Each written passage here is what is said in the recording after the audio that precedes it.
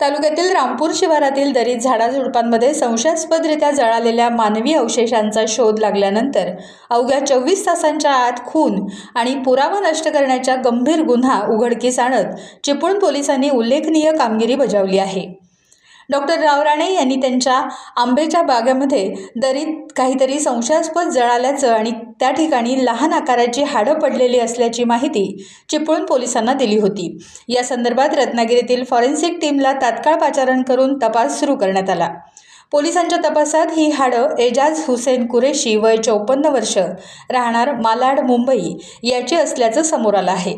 या संदर्भात चिपळूणचे DYSP बेले आणि तसंच PI मेंगडे यांनी पत्रकार परिषदेत माहिती दिली। या प्रकरणी संशयित आरोपी विशाल विजय खोडदेकर वय 28 राहणार रामपूर तालुका चिपळूण तसंच त्याची मैत्रीण जन्नतुनिसा जिनत खान राहणार मालाड मुंबई यांना जेरबंद करण्यात आला आहे।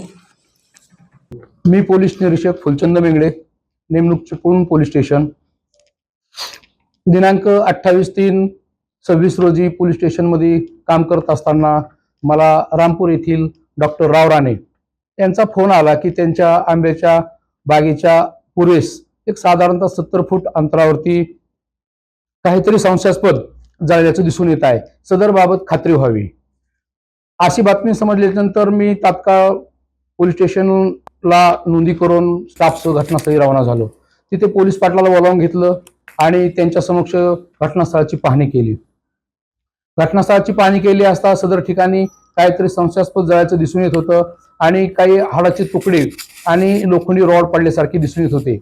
पण आमचा संशय बळावल्याने आम्ही तात्काळ सदर बाबतची माहिती माननीय SDPO श्री बेले साहेब यांना कळविली आणि घटनास्थळी येण्याबाबत विनंती केली। तसेच फॉरेन्सिक जे पथक आहे चिपळूण पोलीस स्टेशनमध्ये अंतर्गत कार्यरत त्यांना पण कॉल केला आणि घटनास्थळी येण्याबाबत सांगितलं आणि ते आल्याच्या नंतर 2 पंचाला बोलावून घेतलं। त्यांच्या समक्ष घटनास्थळाची पूर्ण सविस्तर पाहणी केली आणि घटनास्थळावरती त्यांच्या मार्फतीने 2 पंचासमक्ष जे काही नमुने मिळाले संशयास्पद ते ताब्यात घेतले आणि सदर बाबतची माहिती माननीय पोलीस अधीक्षक श्री नितीन बगाटे साहेब, माननीय अप्पर पोलीस अधीक्षक श्री महामुनी साहेब यांना सुद्धा फोनद्वारे कळविली। सदर घटनास्थळावरून जे नमुने मिळालेले होते ते नमुने पोलीस स्टेशनला आणल्याच्या नंतर आम्ही कामठी येथील वैद्यकीय अधिकारी यांच्याकडून ते हाडाची तपासणी करून घेतली ते तात्पुरती स्वरूपात आणि हे मानवी आहेत काय वगैरे असा अभिप्राय प्राप्त केला। त्यांनी सांगितलं की हे मानवी असण्याची म्हणजे नाकारता येत नाही, त्याच्यामुळे आमचा अजून संशय बळावला की हे मानवी असू शकतात। सदर बाबत माननीय वरिष्ठांशी चर्चा करून त्यांचं मार्गदर्शन घेतल्याच्या नंतर मी निर्णयाप्रत आलो की या ठिकाणी कोणीतरी अज्ञात माणसाने अज्ञात कारणास्तव अज्ञात साधनांनी अज्ञात व्यक्तीचा मर्डर केलेला आहे अशी खात्री पटल्याच्या नंतर काल सकाळी साधारणतः 1 वाजण्याच्या सुमारास मी सदर प्रकरणी अज्ञात व्यक्तीने मर्डर केला ह्या स्वरूपाची FIR दाखल करून घेतली आणि तपास माझ्याकडे ठेवला। तपास माझ्याकडे ठेवल्याच्या नंतर मी खात्री केली की सदरच्या घटनास्थळाची जागा ही कोणाची आहे अशी माहिती घेतल्याच्या नंतर बीट अंमलदाराकडे ती कळालं की रामपूर येथील विशाल खोडदेकर यांची ती जागा आहे। त्यानंतर विशाल खोडदेकरला आपण चौकशी कामी बोलू असं ठरल्याच्या नंतर समजलं की विशाल खोडदेकर हा गेल्या 4 ते 5 महिन्यापासून फरार आहे आणि तो मिळत नाहीये। तो मिळत नाही म्हटल्याच्या नंतर आमचा अजूनही संशय बळावलेला होता। मग आम्ही नंतर आमचे दुसरे पोलीस हवालदार मानके DB पथकातले त्यांनी सांगितलं की साहेब हे विशाल खोडदेकरांच्या संदर्भात मालोनी पोलीस स्टेशन मालाड मुंबई येथलं एक तपास पथक तिथल्या मिसिंगचा तपास करणे कामी मिसिंग नंबर काहीतरी 340/25 वगैरे असा होता की त्या मिसिंगच्या तपास कामी आपल्या पोलीस स्टेशनला 14 नोव्हेंबरला आलेलं होतं आणि आपण त्यांना पोलीस मदत केली होती। त्या पद्धतीने आपण त्या विशाल खोडदेकरला त्यांच्या ताब्यात दिलेलं होतं। त्यांनी इन्क्वायरी करून नंतर त्याला सोडून दिलं होतं आणि वेळोवेळी बोलावलेलं होतं। पुढे त्यांच्या तपासात काय झालं आहे याबद्दल मला माहिती नव्हती, परंतु माझा संशय बळावल्यामुळे मग मी तेथील तपास इन्क्वायरी ऑफिसर PSI काळे यांच्याशी संपर्क केला आणि सांगितलं की सध्या काय परिस्थिती आहे। तर त्यांच्याकडून मला अशा स्वरूपाची माहिती मिळाली की साहेब अजून तपास चालू आहे, मिसिंग मिळालेली नाही। तर मला जास्त म्हणजे संशय वाढू लागला की याच्यात नक्की काहीतरी आहे। मग मी PSI काळेकडूनच यातील जो मयत आहेत एजाज कुरेशी असं मयताचं नाव आहे, मुंबईचे आहे ते मालाडचे, तर त्यांच्या पत्नीचा नंबर मिळवला आणि पत्नीचा नंबर मिळून त्यांच्याकडे माहिती घेतली आणि माहिती घेतली असता त्यांना सांगितलं की तुमच्या पतीचा कशा पद्धतीने पेहराव वगैरे होता, मला थोडक्यात फोटो पाठवा 4-5. त्यांनी 4-5 एक फोटो मला पाठवले आणि त्या फोटोमध्ये त्यांच्या हातातल्या काही अंगठ्या, गळ्यातली चेन वगैरे असं मला वर्णन दिसून आलं. आणि घटनास्थळावर पण जेव्हा आम्ही काही वस्तू जप्त केल्या त्या ठिकाणी काही अंगठ्या, चाव्या, 2 चाव्या, 2 अंगठ्या मिळून आलेल्या होत्या आणि त्या अंगठ्याचं थोडंसं साधर्म्य वाटलं मला, मॅच होत होत्या की त्या त्यांच्या असाव्यात. मग म्हणजे अजून त्यांच्याकडे सखोल चौकशी केली, कधी गेले, काय गेले, कुठं कुठं होते, लास्ट स्पॉट कुठं झाले, तर त्यांनी सांगितलं 14 तारखेच्या नंतर नाहीत, मिळून येत नव्हते. म्हणून आम्ही 17 तारखेला नोव्हेंबरच्या 25ला आम्ही त्या पद्धतीने मिसिंग दाखल केलेली होती. मग त्या मिसिंगचे पेपर मी प्राप्त करून घेतले आणि नंतर त्यांच्याकडे अजून चौकशी केली की ते त्यांचं वर्णन कसं होतं, काय चालत कसे होते वगैरे. तर त्यांनी मला सांगितलं की साहेब ते थोडेसे लंगडे टाईप चालत होते, कारण त्यांचा अपघात सौदीला असताना झाला होता आणि मुंबईला असताना त्यांचं ऑपरेशन झालं आणि त्यांच्या पायात रॉड टाकलेला होता लोखंडी एक. मग त्या घटनास्थळावरती आम्हाला स्टील रॉड सदृश्य वस्तू पण मला मिळाली होती. नंतर मग मी ती तात्काळच इथल्या वैद्यकीय अधिकारी आपले अस्थिरोग तज्ञ आहेत त्यांच्याकडे घेऊन गेलो आणि खात्री केली की ही पायातलीच आहे की हातातली आहे, की ही ऑपरेशन केल्याच्या नंतर पायात टाकतात का वगैरे. अशी माहिती घेतल्याच्या नंतर त्यांनी सांगितलं की ही पायातलीच वस्तू आहे आणि हे कुणीतरी ज्यांच्या पायाचा अपघात वगैरे झाला अशा माणसाचीच पायातली आहे ही आणि त्या माणसाचीच तिथं ते अवशेष असावेत, असं एक ओरली मला मार्गदर्शन मिळालं. त्याच्यानंतर माझी खात्री बळावली की ते जे आहेत थोड्या अंगठ्या पण मॅच होत आहेत आणि रॉड पण मॅच होत आहे. तर त्या अनुषंगानं मग माझी खात्री 100% झाली की हा मर्डरच आहे. मग मी गुन्हा दाखल केला होता आणि गुन्हा दाखल केल्याच्या नंतर मग त्याच्याबरोबर जे लास्ट स्पॉट झालेले होते विशाल खोडदेकर रामपूरचे, त्यांच्या अनुषंगानं माहिती घ्यायला सुरुवात केली. त्यांचे सेल नंबर प्राप्त केले, पूर्ण पहिले आणि आत्ताचे त्याचं तांत्रिक विश्लेषण केलं. डीबी पथकाने आम्ही माननीय वरिष्ठांच्या मार्गदर्शनाखाली माननीय पोलीस अधीक्षक साहेबांनी, अप्पर पोलीस अधीक्षक साहेबांनी पण वेळोवेळी पूर्ण मार्गदर्शन केलं आणि त्याचा पाठपुरावा करून सत्य शोधण्याबाबत आम्हाला आदेशित केलं. त्याच्यानंतर जेव्हा त्याचं विश्लेषण केलं मी पूर्ण सीडीआरचं वगैरे, तर त्याचं लोकेशन मला मालाड मिळालं, पण मालाड मुंबई या ठिकाणी मिळालं.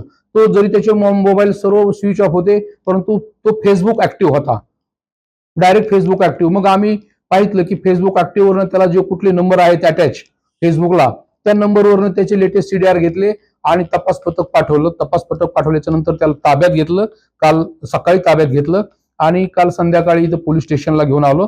त्याच्यानंतर मग आम्ही आमचा खाक्या दाखवूनच त्याच्याकडे पूर्ण इन्क्वायरी केली. त्यांनी स्पष्टपणे कबुली दिली की पैशाच्या देण्या घेण्याच्या कारणावरून मी त्याची जी सह आरोपी आहे मैत्रीण जन्नतू निसा जिन्नत खान हिच्या घरी त्याला मारहाण केली आणि त्या मारहाणीमध्ये त्याचा मृत्यू झाला. परंतु आम्ही घाबरलेलो असल्यानं, प्रचंड घाबरलेलो असल्याने लोकांना कळेल ह्यामुळं आम्ही ती सुटकेसमध्ये ती बॉडी भरली आणि तिथून डायरेक्ट येऊन म्हणजे त्यांनी त्याच्या शेतामध्ये रामपूरला आवटेवाडी शिवारात टाकून दिली. आणि या पद्धतीने मग त्यांना पुन्हा आज रोजी कोर्टामध्ये हजर केलं रिमांड कामी. माननीय कोर्टाने त्याला 6 दिवसाचा पोलीस कस्टडी रिमांड दिला आहे. अधिक तपास मी स्वतः करत आहे. गुन्ह्यामध्ये किती आरोपी आहेत?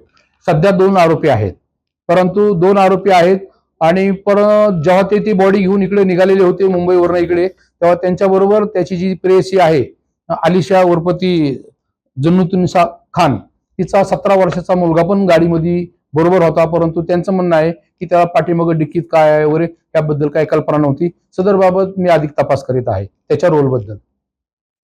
ही जी त्याची प्रेयसी आहे जन्नतुनिसा खान विशाल खोडदेकरांची, ही मुंबई मालाडमध्ये राहते. तिने हेवी डिपॉझिट ह्या तत्वावरती एजाज कुरेशी याच्याकडनं राहण्यासाठी घर घेतलं होतं 1 वर्षापूर्वी, 2 वर्षापूर्वी घर घेतलेलं होतं आणि त्या घरात ती राहत होती. त्याचा करार संपत आला होता आणि त्याचं त्याला रिन्युएशन करायचं होतं. शिवाय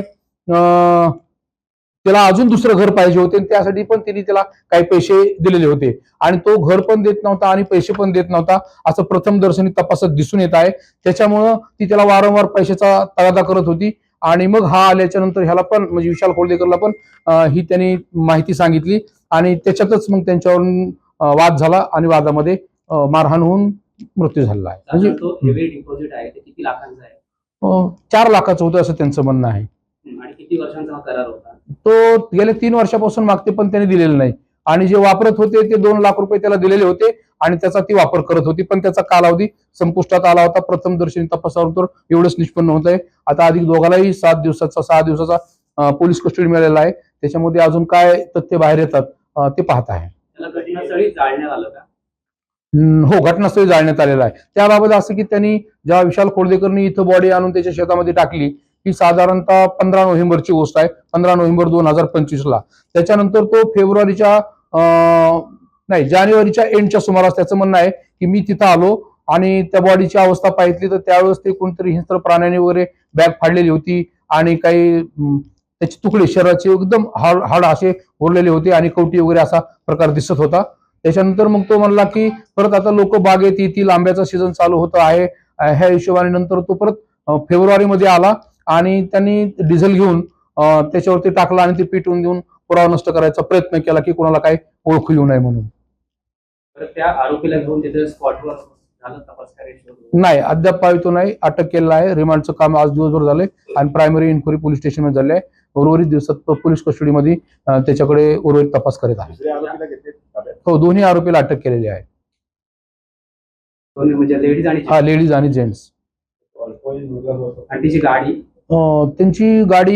त्यांनी जी गाडी वापरलेली होती ती गाडी पण जप्त करीत आहोत आता PCR कालावधीमध्ये. या सगळ्याच्या मध्ये किती जणांची जाब नोंदवण्यात आली? आतापर्यंत ज्यांनी प्रथम घटना डॉक्टर राव राणे यांना सांगितलेली होती की राव राणेच्या आंब्याच्या बागेमध्ये जो ठेकेदार आहे अनंत उदेग नाव आहे, तर त्यांनी सर्वप्रथम त्यांनी आणि त्यांच्या 2-3 नेपाळी कामगारांनी ते पाहिलेलं होतं. तर त्यांची स्टेटमेंट रेकॉर्ड झाले आहेत. तर हे जे आरोप आहेत त्यांचे अजून काही गुन्हेगारी पार्श्वभूमी आहे का?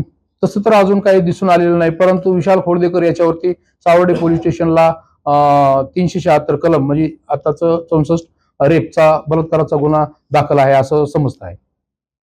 टाइम्स डिजिटलला लाईक करा, शेअर करा, सबस्क्राईब करा आणि बेल आयकॉन दाबायला विसरू नका. Times digital.